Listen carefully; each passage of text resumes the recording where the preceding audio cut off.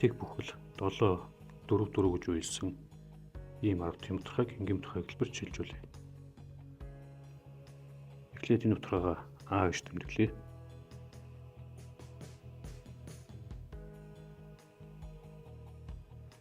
За тэгээд энд байгаа таслалыг үений урталд авчрахын тулд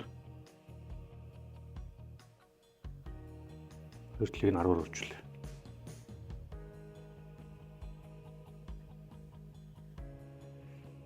Ийм болно. За өмнөх жишээнүүд заасан ёсоор таслалын ардталд адилхан үетэй утгаа гаргаж ирэхин тулд үүнийгээ дахиад 10-аар үржүүлээ. Өөрөөр хэлэх юм бол 100 100 таслал нэгээр өөрчлөхөөр 74-гээд ардталд нь 4 хэлнэ. За одоо мэдээж хэрэг 100А-гаас 10А гасаад 90А болно. Тэнцвэн тэмдэгний баруун гар талд таслалын ард гоёуд нь адилхан учраас устна. Тэгээд 74-өөс 7 хасгаар 67 болно.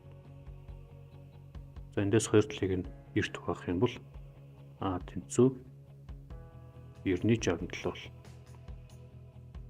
Өөрөөр хэлэх юм бол А буюу энэ бутархай маань 90-67 тэнцвэрч болж байна. За хэрвээ энэ бутархай нь хураагт гарвал хураах ёстой. За энд бол хураагдахгүй учраас ингэж